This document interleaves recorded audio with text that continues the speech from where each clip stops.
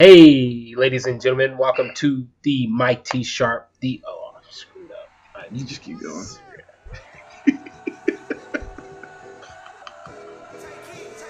Hey, ladies and gentlemen, welcome to Mike T. Sharp, the podcast, aka the Black Awareness Rally of Podcasts.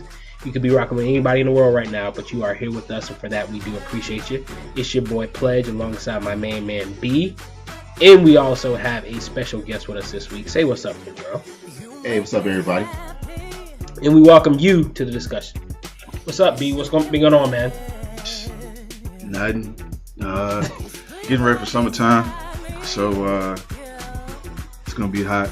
Just trying to stay in the house, bro. Oh, soaking up all this good AC, huh? Thank God for it, because we truck AC going in and out on. But wrong time of year for that to happen. Isn't it always that way? Yes. But I'm living. Let's go. Black Awareness Rally moments. Pledge, you go ahead. I'm gonna let you have Beyonce this week. Well, somebody that could fill up all three spots every week. I'm gonna give it to Beyonce this week for my female. Let's make a thing happen, as well as art. I think I spoke to my just how I really feel about the song before I let go. I do feel that it is the Negro national anthem, and I was reluctant to listen to Beyonce's new version of it, but she did do it justice in the way that the Queen always does. So that's going to be my artistical moment this week, is Beyonce's new version of Before I Let Go. I do think it gave new life to a song that's always been near and dear to my heart. So now a younger generation can embrace it the same way that I have for years. She remade that? Yes. Yeah, she did a remake. It's part of the Homecoming album. It's kind of funky because she has a live band, and not only does she have that, the Before I Let Go, but she has a little bit of the Candy in there a little bit. So it's a funky joint. Yes. That's interesting, because I know Vivian Green, she redid it. She tried. It was horrible. It was trash. Get right back. I'm saying, but Beyonce was actually singing the exact same song. Vivian Green sampled it, but Beyonce actually sang Before I Let Go. So yeah, because I was like, it was trash. I heard it. I was like, oh god. Because it's just one of those things. I still appreciate the Vivian Green version. Nah, because if you're gonna take something classic, you have to do better, like you're saying. Yeah. And when there are certain things that are staples, like, you can't redo it, because it's kind of like it's done. True. So it's kind of like when Dolly Parton, when Whitney Houston did the whole, I forget the name of the song, but it was a Dolly Parton remake, and Dolly Parton was like, okay, that's her song now. Oh, wow. She retired it. She was like, she did it better. That's it. Yes. And you can't really, I don't know if you can really do the other song better. Yeah, I wouldn't say Beyonce did it better, but I would just say she did it justice. She did it better than Frankie. It wasn't a letdown. She did it better, dog. And then let me say why it's better. Because she took it from barbecue, like it's usually a song that kind of turned into how like the electric slide gets everybody up and do the same dance at the same time. Yes. She turned it from that to, we can twerk to this. Ooh. Yeah, I mean, she just gave it a different vibe. It wasn't better. She just gave it an extra way to be used. I think she modernized the song. Yeah, she just gave it an extra use. Modernized the song. So I think that, as I said, the good thing that the song will live on, to... I don't think it was going to die, but now certain groups of people like, yo, let me put my drink down, and I'm going to go do some extra stuff to this. Ain't no more two-stepping. Yeah, because as I said, I didn't want to listen to it for weeks. And so when I finally did listen to it, I was like... But you was avoiding it? I was avoiding it. I mean, because as I said, you can't murder a classic, especially that one, for how I feel about it. So, but I was happy that I did listen to it. As I said, she did do it justice. So the Queen, once again, has done her thing. Never stopped. Yo, I'm really trying not to have Beyonce be my bikini contest winner this week, but I just got to say this on wax. I always thought Beyonce was wifey material. It was always, that was always the standard, right? After seeing the documentary and just seeing her like lounging around in the practice sessions, I was like, yo, she has an extra use now in my life. Like, I just want to be on her. Like, I'm like, yo. I always thought she was like really classy. You know what I mean? Just somebody you take to business meetings with you, meet your parents. You know, she's not gonna say anything stupid, make you look bad. She's gonna represent you well. But now I'm like, yo, yeah, she's got other uses now. So she's kind of came up on that Rihanna side of the track a little bit. I used to think Rihanna was just like an extremely sensual person, but yeah, I would sleep on Beyonce. My bad. So my bikini contest winner, my actual nominee, I'm gonna go with Lizzo, the American singer. She's a young woman. Representing the big girls. Yeah, coming out for the BBWs. I guess that's the net. Yeah. I guess Can we say that? I think so. I think that's the term. That's not the term. Yeah, BBWs, yeah. Yeah, big, beautiful. I'm saying, but it's one thing. Do they use it amongst themselves, but can outsiders I don't know, use because it? her entire Drake brand uses it in the lyric, though. Yeah, her brand is, I'm just going to put it all out there. You going to look at it? Yes. You going to like it? Or you going to stop looking? Look at the cover of her CD. She does put it all out there. And the videos and everything. And Yes. it's not that she's the first person to do it, but it's been a while since somebody's come out and kind of took the spotlight for it. So shout out to her. I ain't never listened to any of her music, but she's everywhere. You still haven't listened to it, or are you? It's just something it's been hard to get to because Yeah. there's been a lot of music popping up lately.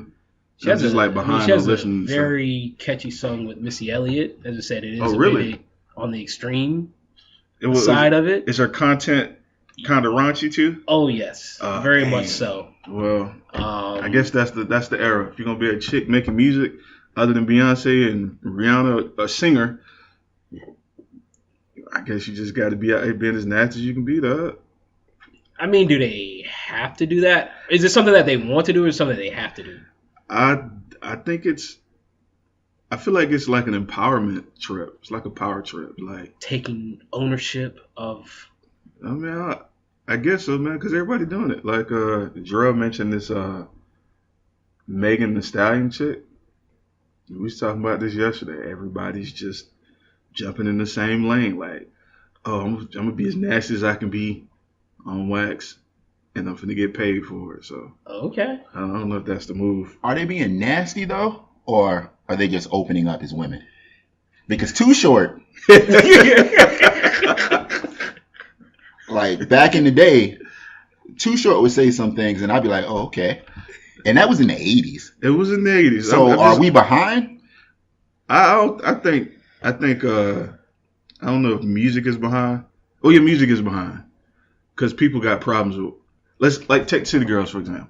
Yes. City Girls, like first of all, we were saying yesterday, not Nicki Minaj, but the chick name, Lil Kim, when she did it, like early 90s. Mm-hmm. That was a shock. That was like late 90s almost. Yeah, so that was a shock when it came out because I guess everybody before then was just like, oh, I'm a queen, you know, the community, you know, like Queen Latifah. And she was Queen Bee, the original one. Yeah, she was the original. Would we be upset if Queen Latifah was doing the same thing?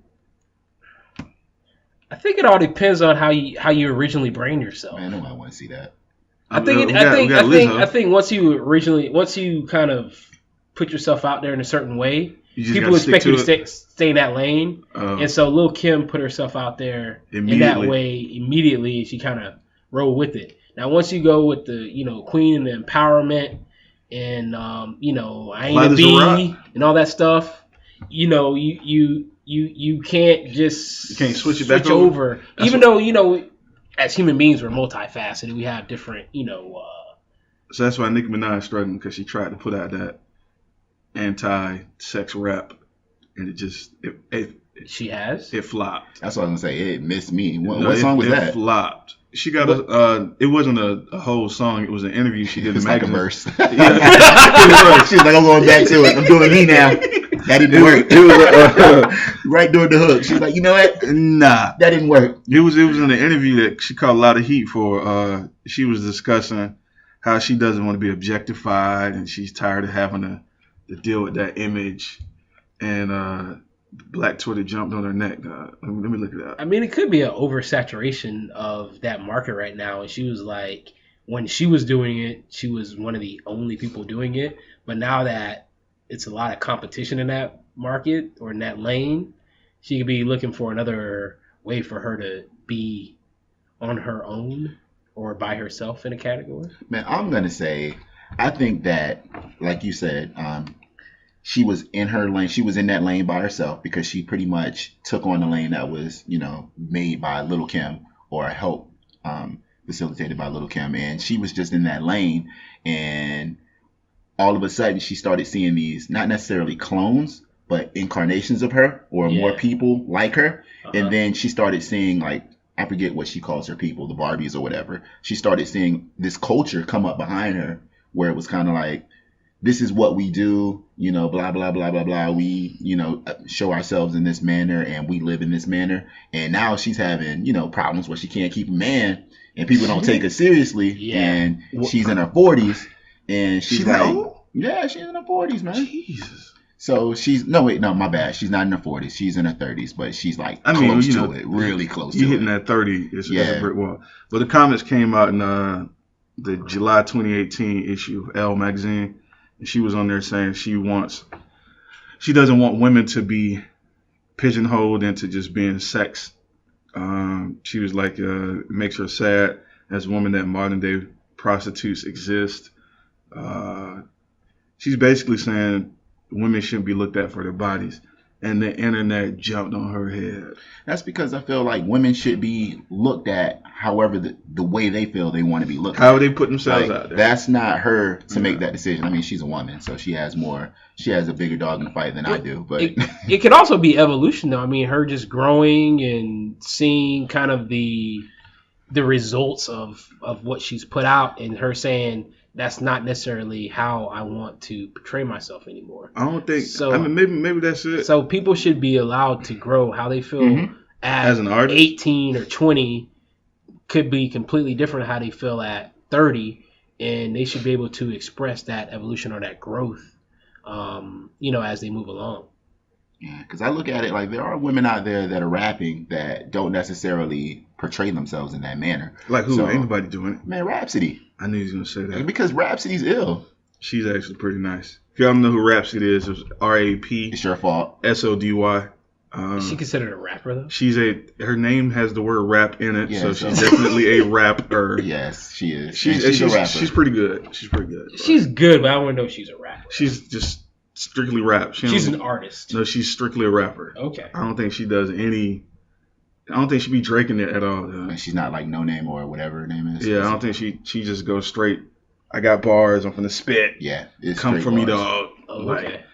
So she pretty good. But yeah, it's a landmine.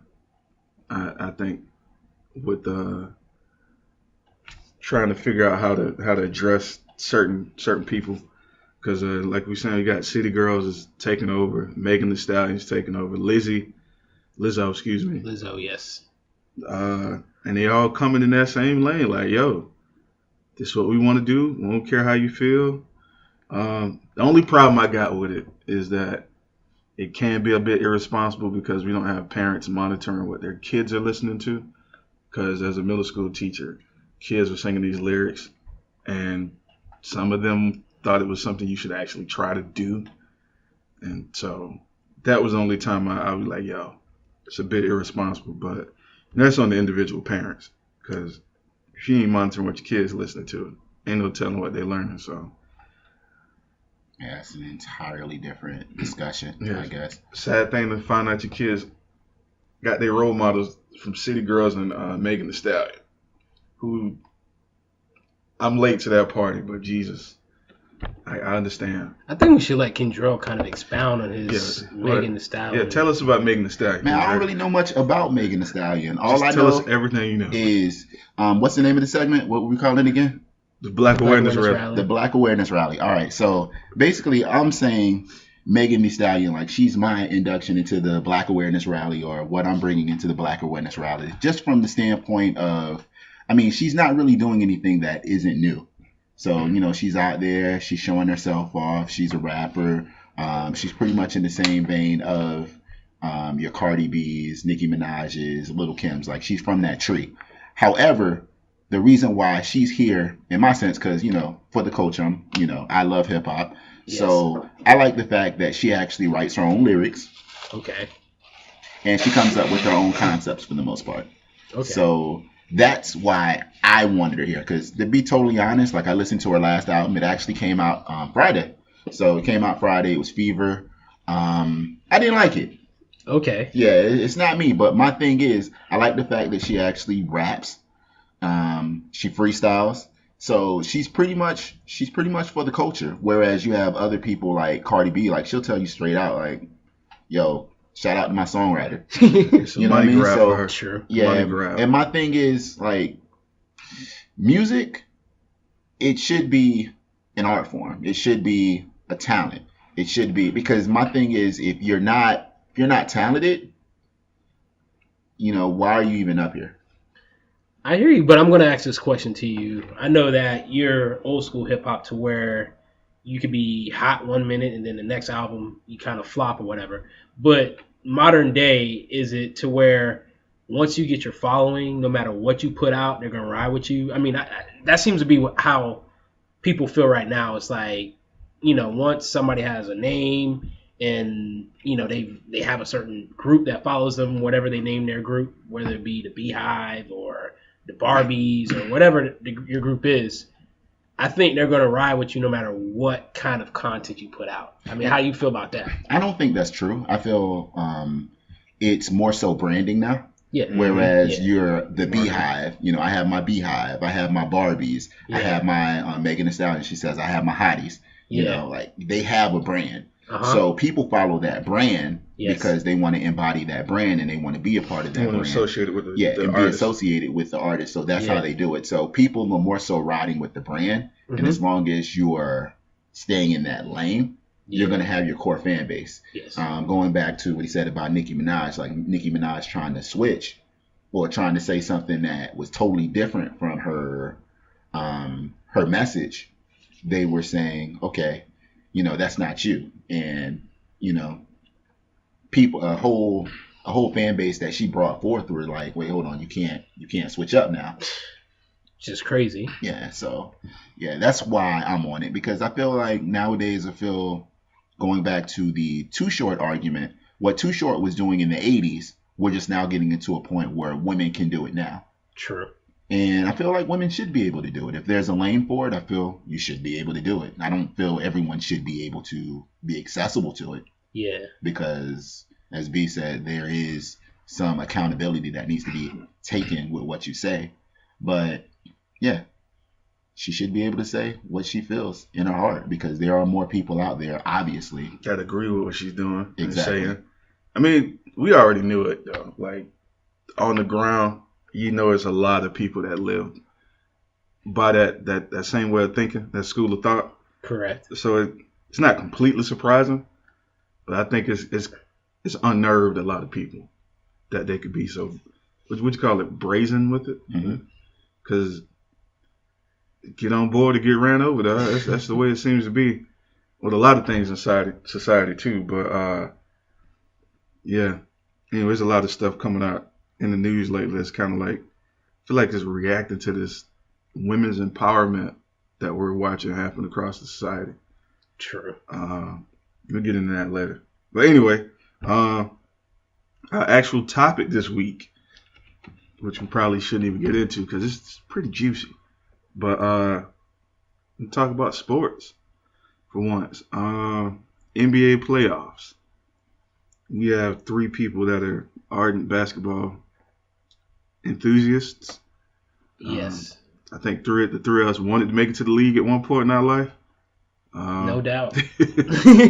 Some reason or another, somebody's hating on us. That's why we didn't make it. So that's why we're doing the podcast instead. Question of the week. Are we tired of Golden State Warriors winning it? Do we think anybody's going to stop them this year, or ever? This is going to be a very short conversation for me. I'm just going to go ahead and put it out there. There's no stopping Golden State Warriors. It's We're just slowly watching games that we know how they're going to end. No matter how big of a lead that a team gets at halftime or in the third quarter, the Golden State Warriors will, do what they do and come back and win it. I guess we should enjoy the process, even though we already know the outcome, like a civil rights movie.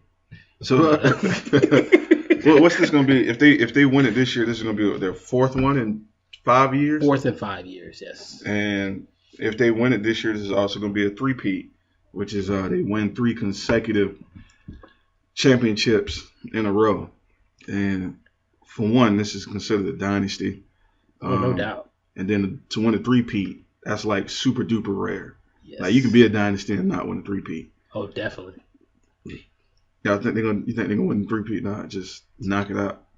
I mean, I think they're gonna win. I don't even think Kevin Durant has to come back for them to win. So I think it's already. I think it's over. I think people just tired of looking at them winning that. Like some people don't even want to watch the games anymore because they. Yeah, I mean, I think there is a bit of a. It's like up there with people flopping. I mean, I would say Kevin Durant getting hurt add a little bit of intrigue this year because they're like, oh, how are they going to react? Yeah. But then, as I said, it's still the same old story. So I would say if Kevin Durant was there, people would be like, it's a stacked team. We already know what's going to happen. But the fact that Kevin Durant got hurt and hasn't been able to play the last few games has made it a little bit more interesting, but same result. It don't look like it. Yeah, and I'm to the contrary. I feel as though this is the year. I feel first there's been, like, as we all know, Golden State, when they first won it, they were ahead of the curve. They did something that was very different, and it took people a couple of years to catch up. And What was that? Basically having not really having a guard, just shooting threes. I mean, not having a guard, but not having really like a center. Floor general. Oh, okay. Not really having a center, but having 5 people that can all shoot the three at least a 35% clip. Mm-hmm. So everyone out there can shoot it. And that's why they're always in the game, because at any given time, they have 2 of the best shooters in NBA history. They can get hot. And when they get hot, it's a problem.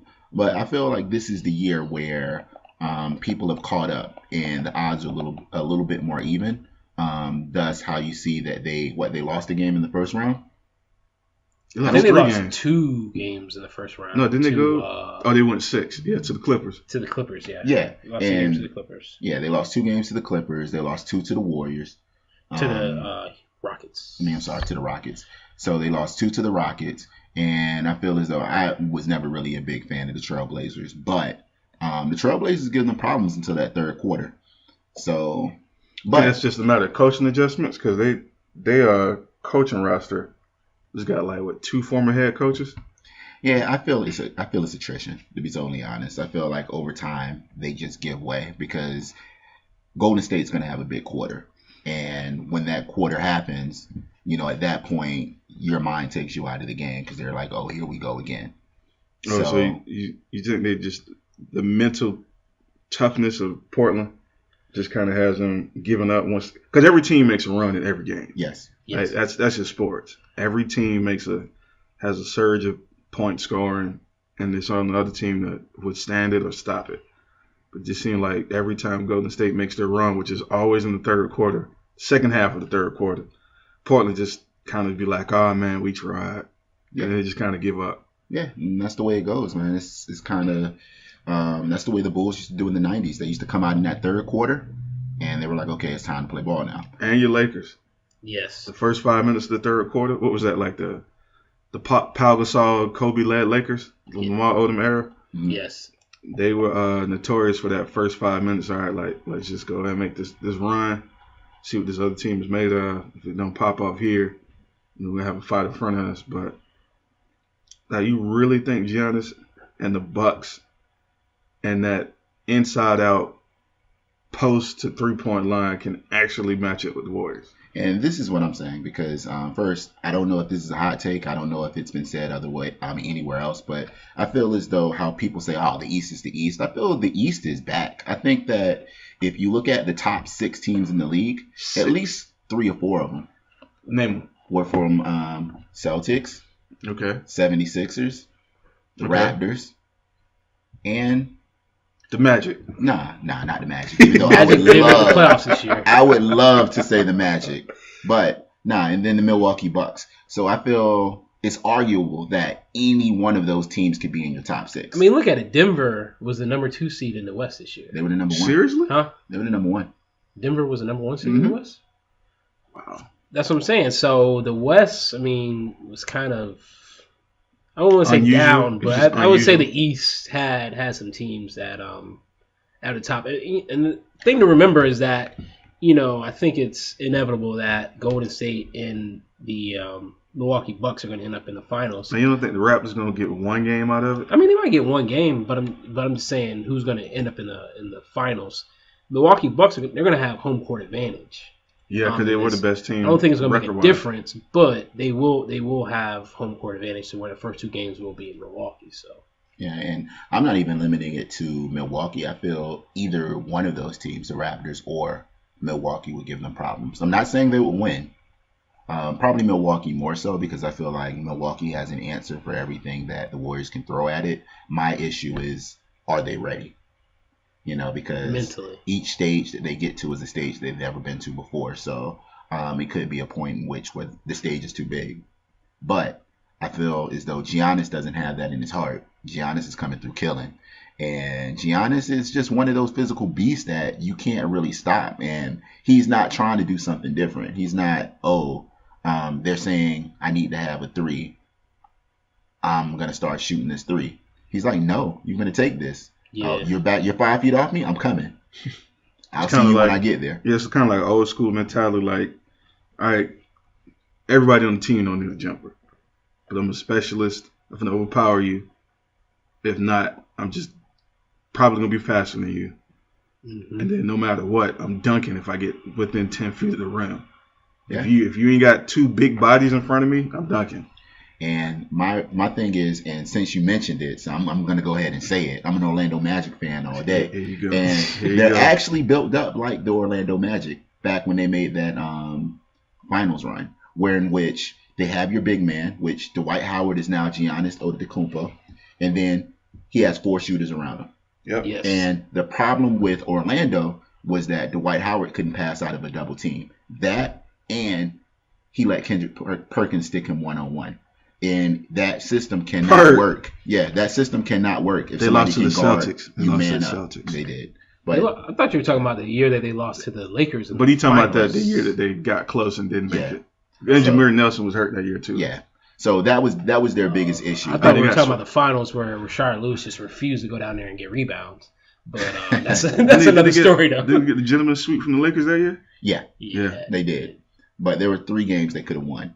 But I'm not talking about that. But I'm saying that there is with that particular team, Kendrick Perkins, he had it to where he could stick Dwight Howard 1-on-1. So that ruined everything because all the other players, with exception to maybe Hedo Turkoglu, he could get his shot. I mean, but with So Milwaukee, I feel like Milwaukee is to where you have to throw another man at Giannis because he'll go around you if you're too big. He'll overpower you if you're too small. And when you send another man at him, he actually has point guard skills because when he came out of college or when he came out of wherever the hell he was, Greece. when he Came came out out of of Greece, he was a lot shorter than he is now, and he was 70 pounds lighter. Shorter. So, no, he had a big growth spurt at some point. Like he grew like 6 or 7 inches, like really fast. In the league? It wasn't in the league. It was When he coming was- into oh, yeah, like yeah, 1 or yeah. 2 because he was actually a point guard. So Yeah, he that's was. why When in he was- these that's he was why in playing, these like, semi-pro playoffs- league? Mhm. That's why in these playoffs he's averaging about 6 or 7 assists yeah. because he can pass out of those double teams, and that's when you have an issue because everybody on that team other than him can shoot it. My question is this. I watched him destroy the Celtics. That's my favorite team. Just demoralize them cats. And I'm watching them demoralize the Raptors. Like, cats just don't want it. This cat gonna outrun you, and if he ain't gonna outrun you, he gonna bang with you and try to dunk on you inside of 10 feet of the basket. Is he gonna run out of gas against the Warriors? Because he's gonna have to rotate on defense. The Warriors gonna move the ball, and he's gonna have to run. Think he's gonna have enough juice to do it on both ends of the court? That could be an issue. I feel like he's young, so if he's going to be able to do it, now's the time. But I feel in the same vein, they can put him on somebody that isn't going to be doing all that running, like your Loonies or. In the finals, the games are going to be spread out, more spread out as well, as opposed to every other night. It seems or so like it's been the last couple of playoff series. But I think in the finals, you're going to have 2 nights off to where you kind of rest and recover. So I think for both teams, stamina shouldn't be an issue. We saw last night, Draymond had an epic game. He carried the Warriors on his back. Did everything. He literally did everything. Rebounds, started to break, Steph everything. Curry could have literally sat on the bench for like 5 minutes and still would have been effective. Because it was a moment. I think Steph and Clay was out the game. He was just, I got it. I'm going to just will it to be. I'm just going to out-hustle everybody on the floor. True. Can Giannis do that? I feel as though Giannis is young, so I feel Giannis can do it, but will he know how to do it and when to execute it is going to be a little different because it may take him like a game or two to be like, okay, this is what I need to do. But how did they fare when they played this year? Let me see. They probably played each other twice, I'm guessing. Yeah, the Eastern-Western Conference. But I feel as though Giannis is, if he has the duties to guard Draymond, I feel like he won't have to. If they roll Draymond out and say, oh, you're sticking Giannis, he won't be in the game that long. If you stick Giannis? Yeah, I feel. So you said they're going to have to hide him on D? I feel as though Giannis, not Giannis, but I feel as though, yeah, they would have to. Unless they run him at center because they can. There's going to be, I feel it's going to be It's going to be a coaching game. Battle of matchups. Yep, it's going to be a coaching game. Because if you run Giannis at the center, who sticks him there? If you bring in Brook Lopez and run a big lineup, then now all of a sudden you really don't have to put a big man on Brook Lopez like that. But you have to. Though. They're saying Boogie could come back though. So you got to remember. Bad idea, you got to remember, KD's not playing right now. Most likely he'll be back for the finals. They're saying Boogie could come back. Does Boogie hurt their chances, or what? I feel like it'd be a bad chemistry move. I feel Boogie can't keep up with Giannis.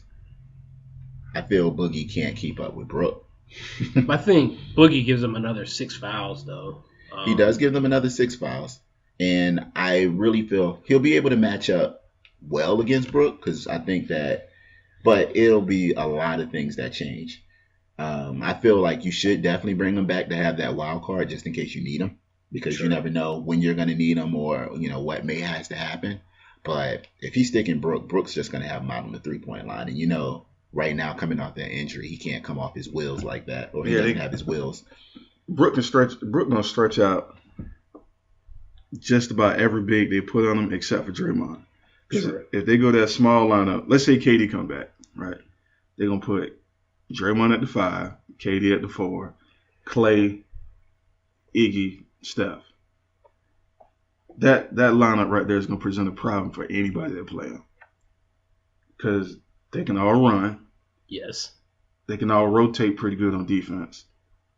And they have the experience too. That's the thing. That's the problem. They're gonna stretch any defense out. Who do the Bucks have to match up with that? Because that's always available. And then you got these cats coming off the bench. Who've been empowered now. Like Jordan Bell. Yes. Looney. Let's say you got to take Looney out though. You take your real bigs off. No Looney. No what's the other dude? With the Slavic last name. Bogut. Yeah. Let's say they take all of them off the floor and they go with their small lineup, where Draymond plays center or power forward. I feel as though you're gonna put Odedikumpo at the 5. Okay.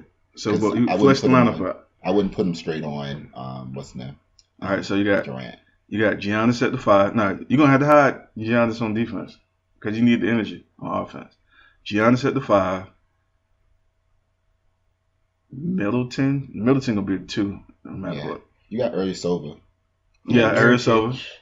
You got Mirotic. Oh, forgot about Right, Mirotic. right. You got him. That's their 2 Slavic, aka shooters, 3 and D guys. Yeah, you got Mirotic.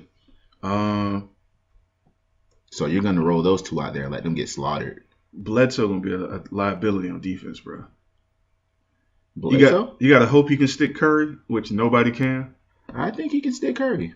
I mean, he's gonna get lit up for 30, but Everybody's getting lit up for 30. It's how many shots it takes him to get it, Or how early he does it. or how early he does it. If he's doing it in the fourth quarter, you're like, okay. If he's just going off at halftime, like I got 30 or I'm damn near close to it, then it's a problem. But I feel just because Bledsoe is a physical beast at his height, he's an athlete. He is an athlete. I feel as though he's able to lean on Curry and maybe do some things. And the thing with Curry, you want to make Curry play D as well.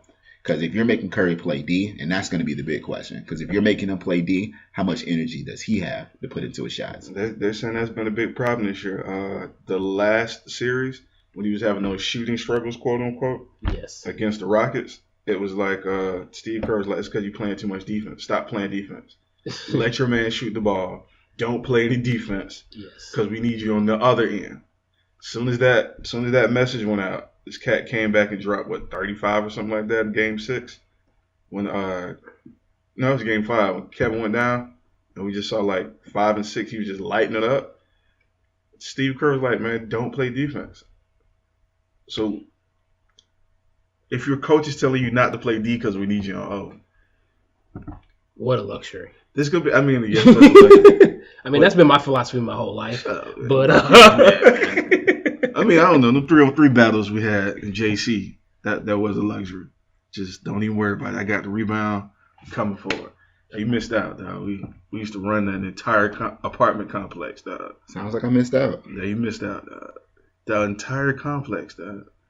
yes. Like cats used to hate it when we came, and they were happy. Some cats thought they could come for the throne, and we just looked at them and be like, "All right, man, you can go out here and get it." True. Far superior athletes too, just guys that were dunking on everybody, and we're like, "Oh, that's impressive, young fella." But it's gonna be a coaching nightmare, man. I don't know what the Bucks gonna do to find that perfect matchup for an entire game, because the Bucks, I don't know if they're gonna be able to make no adjustments at halftime. That's gonna outwit. The Bucks might win a game. I got the Bucks at 2, maybe even 3. I feel as though if the Clippers can get 2, Yeah, if the Clippers can get 2, yeah. I feel like the Bucks should be able to get 2 or 3. The Bucks were the number 1 team, power rankings and record this year. The Warriors were like number 5. Not saying that means a whole lot come playoff time, but just putting it out there. So You just got to be able to get over that championship advantage because calls do go the other way. As you remember, game 2, the Trailblazers versus Trailblazers against the Warriors, because Lillard was getting tatted up on that last possession, like right before Iguodala stole the ball. Yeah, he got tapped a few times. It was like, yeah, they're gonna let that ride because Game 1 in the Houston Iguodala series. plays sticky defense. yeah, he's playing old school. I use my air quotes. Yeah, I know. Giannis gets to the line more than anybody else in the league, though. So that's gonna be a big issue. He's gonna slow the game down. What's gonna happen is when you get into that championship series and you start seeing maybe more offensive fouls called going Giannis's way, like I can foresee that happening because I see that happening all the time. Like it used to kill me because just growing up, I used to always want the Lakers to lose. Like Trailblazers had their chance, Yeah. the Kings came and had their chance, and then these calls got really iffy. I'm like, are you serious? And then like the infamous game where the Kings were up by like, I think it was game 6. They were up by like 14. Yeah, by a lot In the of fourth points. quarter. Mm-hmm. And then all of a sudden, calls just started coming out of nowhere. And your boy that actually went to jail, the referee that went to jail for throwing games, cheated. Donahue, whatever his name is. But the dude that was brought up on charges for cheating was actually a referee in that game. Gambling. Like, there's a lot of stuff going on. So, yeah, I'm gonna leave it at that.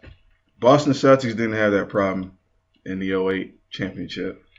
And the other time we played the Lakers, Doc Rivers made a bad coaching call in the third quarter. He put somebody on the bench, and that ultimately cost us the game. That's neither here nor there, because Metta World Peace punked Paul Pierce in the game 7. Deciding game, yeah. Yeah, the game 7 of the tip-off. Metta World Peace should have been the MVP of that series because he was the one who bailed him out in that fourth quarter to win it. Yeah, Kobe kind of shrunk. Disappeared in that. Everybody disappeared. But Ron Artest or Metta World Peace. Metta World Peace, who's thinking about becoming a coach.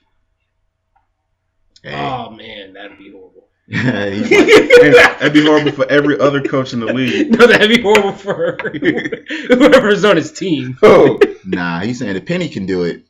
that's what he's probably saying. Penny can do it, but Penny had some success at the high school level, so you have to give him that. At the middle school level. Oh, that's what he was? Yeah, he came went from middle school to college. Hey, y'all can back up off it. Wait. Hold on.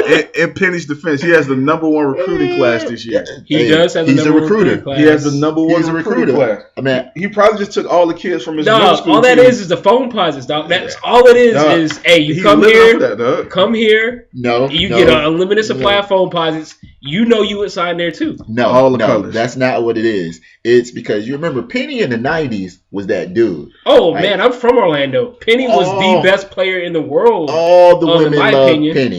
They even love little Penny. Like, you couldn't say anything about Penny. Be like, oh, I love Anthony. They knew him by his government. Be like, I love Anthony. So all the mamas that are not having these little babies, They in college now. they be like, oh, we remember Penny. Anthony Simmons of the Portland Trailblazers, who grew up in Orlando. He's named after Anthony Penny Hardaway. Mama came up with that. That's it. So- I've had two NBA jerseys in my lifetime. Two. Jordan Penny Penny. Hardaway. Jordan and Penny. Jordan and Penny.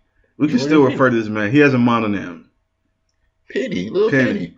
Penny. So the mamas come there to be having cookies laid out for him. Be like, you finna go to see Penny. You finna go to Memphis. Or they be giving the cookies to Penny when he come in? Yeah, they be waiting on him. The mamas be giving up the cookies to Penny. What? The See, mamas. that's how the rumors get mamas- started. What?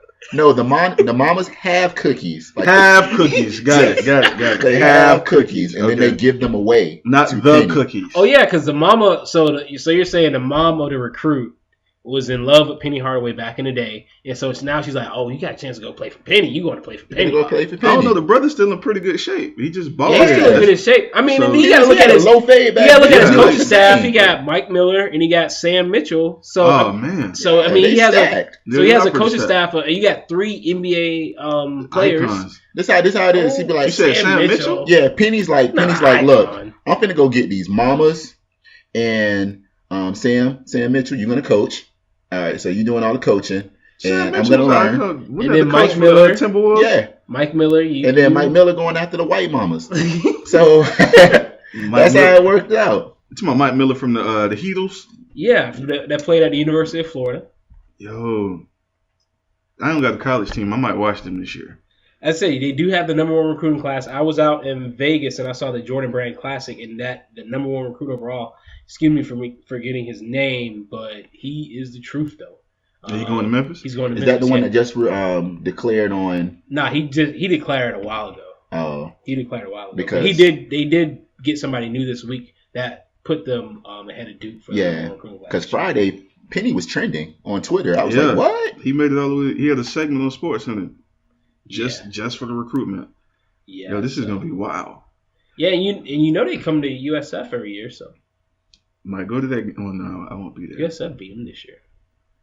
Listen, Ooh, USF trash. Love They weren't USF, trash though. this year. They were trash the year before that. They were trash the year before that, but this year The they year were before good. that. They had a winning record? Yeah, they had a winning record. Okay. They lost in the first round of the The conference, but the conference tournament. But they had a winning record this year. I saw them 3 times in person. I saw them beat UConn in person. So He beat Memphis. UConn? Yeah. UConn's still on that. UConn wasn't good. It's a blue UConn's blood, still though. on that Suspension? that suspension.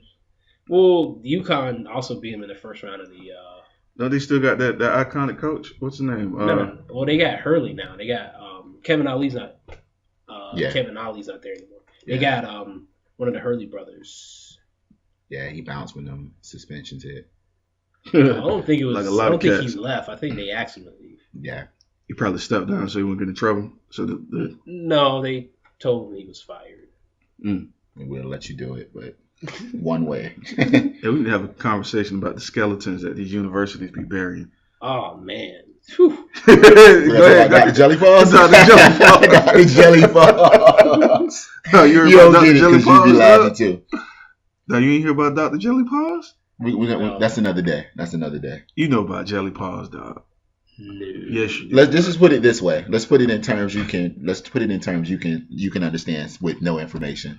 All right. So if you were going to get a physical, and your doctor had the moniker Dr. Jelly Paws. Oh man. Yeah. See, I mean, he's just pretty much lubing up, huh? Nah, homie. Nah, homie. I'm Dr. good. Jelly Paws. I'm good. I'm gonna Hey, take my this sound chances like a out here in character. these streets. Hey, he has a reputation. Come on, bro. Be like, I'm coming in here for my ankle. What you lubing up for? Yeah, hey. He's like, you coming in here for them ankles. I'm But you gonna getting this physical. No, you be like, touch the ankle. Show me what's gonna hurt. Touch the ankle that hurt. Nah, I need you to stand straight up and touch the ankle. Show me which one that hurt. No, I'm just gonna point. Hey, that's right. You gonna point. 3-point stands. Hey, listen. Oh man. But anyway, Dr. Jelly Paws. Jelly Paws. It felt like a Ricky Morty episode, man. Anyway, man, we're gonna wrap it up this week. And we'd like to appreciate Dr. Watkins. Man, don't say doctor. I don't want anybody getting it confused. But anyway, Kendrell, we appreciate you coming out, man. We're gonna try to Appreciate being here. yeah, appreciate the support. Oh, for sure. Hey man, y'all keep checking us out, man. We're gonna try to keep the content coming and have a good week. Did we figure out iTunes? No, hey, I'm on iTunes some weird way. If you follow me on SoundCloud, for some reason it's popping up on iTunes. So I'm not sure what the technicalities are because iTunes switched their podcast policy Okay. and they removed a ton of people's podcasts. Oh, wow. So people can't figure out the new requirements to be on iTunes. So I've been struggling with that for like a month and a half and just kind of tired. So. Stay tuned for that. For iTunes. Yeah, it's coming on. Cause I don't want to smoke with that. No, I mean we on there. Yeah. It's just you can't search for it. So anyway, subscribe, YouTube, SoundCloud, Spotify, Google Play. Yes. I'm gonna try to get on all the platforms. Show. All right.